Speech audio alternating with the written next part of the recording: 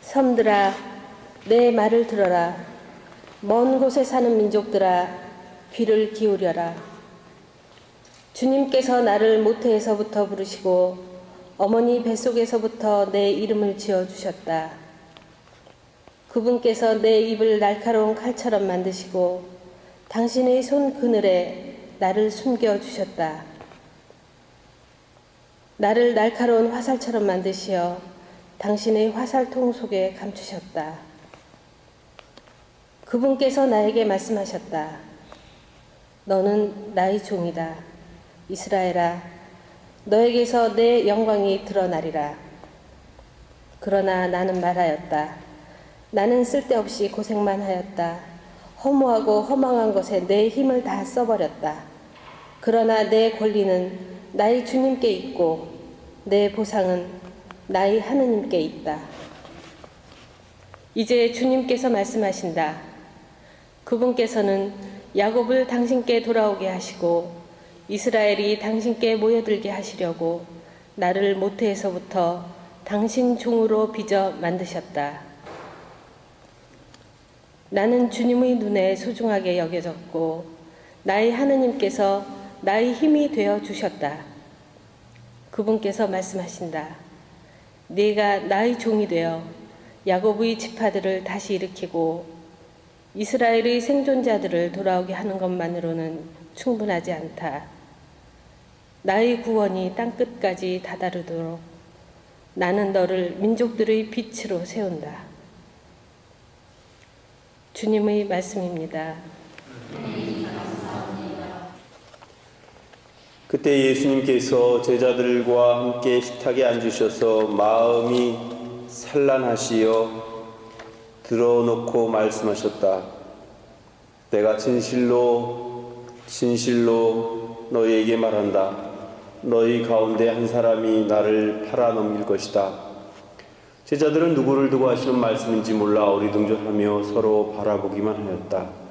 제자 가운데 한 사람이 예수님 품에 기대어 앉아 있었는데 그는 예수님께서 사랑하시는 제자였다. 그래서 시몬 베드로가 그에게 고갯짓을 하여 예수님께서 말씀하시는 사람이 누구인지 여쭤보게 하였다. 그 제자가 예수님께 더 다가가 주님 그가 누구입니까? 하고 물었다. 예수님께서는 내가 빵을 적셔주는 자가 바로 그 사람이다 하고 대답하셨다. 그리고 빵을 적신 다음 그것을 들어 시몬 이스가리옷 아들 유다에게 주셨다. 유다가 그 빵을 받자 사탄이 그에게 들어갔다. 그때 예수님께서 유다에게 말씀하셨다. 내가 하려는 일을 어서 하여라. 식탁에 함께 앉은 이들은 예수님께서 그에게 왜 그런 말씀을 하셨는지 아무도 몰랐다. 어떤 이들은 유다가 돈 주머니를 가지고 있었으므로 예수님께서 그에게 축제에 필요한 것을 사라고 하셨거나 또는 가난한 이들에게 무엇을 주라고 말씀하신 것이려니 생각하였다. 유다는 빵을 받고 바로 밖으로 나갔다. 때는 밤이었다. 유다가 나간 뒤에 예수님께서 말씀하셨다. 이제 사람의 아들이 영광스럽게 되었고 또 사람의 아들을 통하여 아버지께서도 영광스럽게 되셨다. 하느님께서 사람의 아들을 통하여 영광스럽게 되셨으면 하느님께서도 몸소 사람의 아들을 영광스럽게 하실 것이다. 이제 곧 그를 영광스럽게 하실 것이다. 얘들아, 내가 너희와 함께 있는 것도 잠시뿐이다. 너희는 나를 찾을 터인데 내가 유다인들에게 말한 것처럼 이제 너희에게도 말한다. 내가 가는 곳에 너희는 올 수 없다. 시몬 베드로가 예수님께 주님 어디로 가십니까? 하고 물었다. 예수님께서는 그에게 내가 가는 곳에 네가 지금은 따라올 수 없다. 그러나 나중에는 따라오게 될 것이다. 하고 대답하셨다. 베드로가 다시 주님 어찌하여 지금은 주님을 따라갈 수 없습니까? 주님을 위해서라면 저는 목숨까지 내놓겠습니다. 하자 예수님께서 대답하셨다. 나를 위하여 목숨을 내놓겠다는 말이냐? 내가 진실로 너에게 말한다. 닭이 울기 전에 너는 3번이나 나를 모른다고 할 것이다.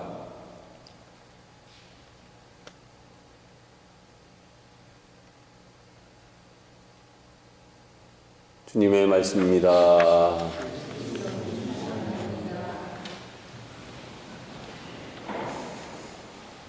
예수님의 제자들 중에 이스가리옷 유다가 있다는 사실이 가끔씩은 위안이 될 때가 있습니다. 이스가리옷 유다가 잘해서가 아니라 예수님이 그렇게 심혈을 기울여서 애를 쓰셔서 사람들을 변화시키고 제자들을 교육시켰는데도 불구하고 결국 하나도 변화되지 않고 제 갈 길을 간 그런 제자도 있었다는 사실이, 그것이 때로는 그래, 사람이니까 그럴 수 있는 일이구나 라고 이해할 수 있게 되기도 합니다. 사실 이스가리옷 유다는 굉장히 포장을 잘하는 사람이었던 것 같아요. 그래서 겉으로는 예수님의 열심한 제자인 체 했지만 속은 하나도 변화된 것이 없었습니다. 그렇다면 왜 이스가리옷 유다는 하나도 변화되지 않았을까?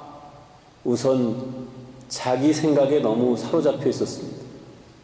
무엇이 옳은 것인지 무엇이 그른 것인지 그런 것에 관심이 없습니다.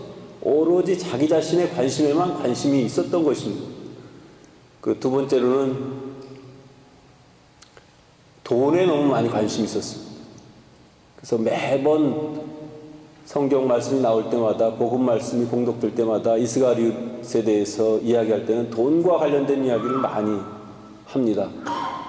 그래서 어제도 복음에 보면 마리아가, 막달라 여자 마리아가 예수님께 그 향유를 부으니까 저게 300데나리온어치인데 저거면 가난한 사람들을 많이 도울 수 있을 텐데, 그렇게 이야기를 합니다. 또 그 밖에도 돈에 대해서 관심이 많았고, 그래서 결국은 자기 스승을 은전 30냥에 팔아넘기기까지 했습니다. 그 때문에 물질에 관심이 많고 돈에 관심이 많으면 하느님이 보이지 않고 진실이 보이지 않습니다. 요즘 보면 돈 앞에는 뭐 부모고 자식 간에도 없다. 돈 때문에 부모 자식 간에도 불화가 일어나고 싸움이 일어나고 재판이 일어나고, 물론 일반적인 일은 아닙니다. 일반적이고 상식적인 사람들 사이에서는 그런 일이 있을 수가 없는 일이고 올상식한 일이지만, 그러나 돈에 목숨을 거는 사람들한테는 그런 일들이 일어날 수가 있는 것입니다. 그리고 아까도 얘기했지만 이스가리옷 유다는 자기 개인의 생각이 마치 옳은 것이냐 착각을 하면서 살았던 것 같습니다. 그래서 결국은 그렇게 있을 수 없는 그런 스승을 배반하는 그런 일을 했을 뿐만 아니라, 또 마지막도 마찬가지입니다. 마지막도 결국은 자기 스스로 목숨을 끊어버리는 그런 일을 저지르게 된 것입니다. 오늘 베드로도 같이 언급이 되는데, 베드로도 스승님께 나는 무슨 일이 있어도 스승님 떠나지 않겠습니다. 목숨이라도 바치겠습니다. 큰 소리 빵빵 쳤지만 예수님께서는 베드로를 보시고 너는 닭이 울기 전에 3번이나 나를 모른다고 할 것이다 그랬습니다.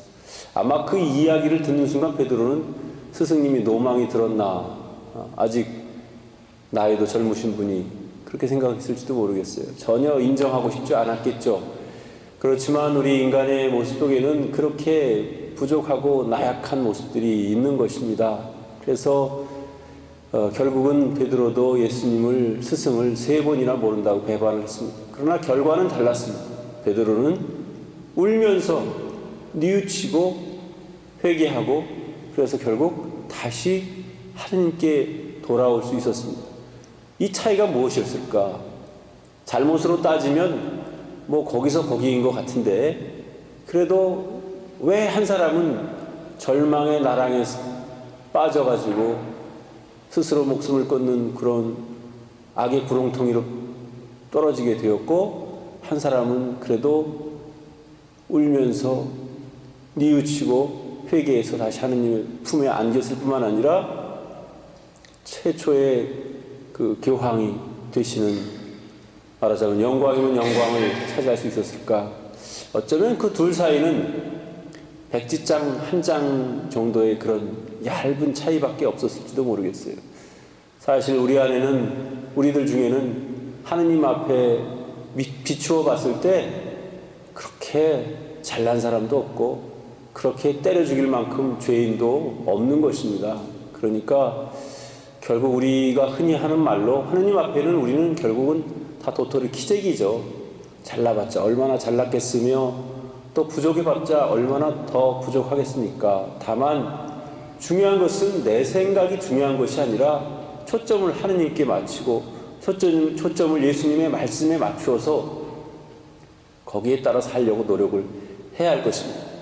거기서 내 자신이 스스로 옳다고 생각하고 내가 쓰는 이 잔꾀가 정말 필요한 그런 꾀라고 생각한다면 스스로 자기 꾀에 자기가 넘어갈 수밖에 없는 우리 자신들입니다. 그래서 우리는 그 언제 어느 순간에서라도 항상 이렇게 이스가리오 유다와 베드로의 그런 모습을 이렇게 묵상하고 상상해 보면서 우리 자신들도 자칫하면 빠질 수 있는 그런 얄팍한 유혹에서 우리가 벗어날 수 있도록, 때로 유혹에 떨어질 수도 있습니다. 그렇지만 끝에 정말 뉘우칠 수 있는지 없는지, 아니면 자기 교만으로 결국은 스스로를 파멸시킬 것인지, 그것은 자기 스스로가 결정하는 일이니만큼 우리가 완전하진 않지만 베드로 사도의 그런 모습을 통해서 하느님께 나아가고 다가설 수 있는 우리 자신들이 되었으면 하는 그런 생각이 듭니다.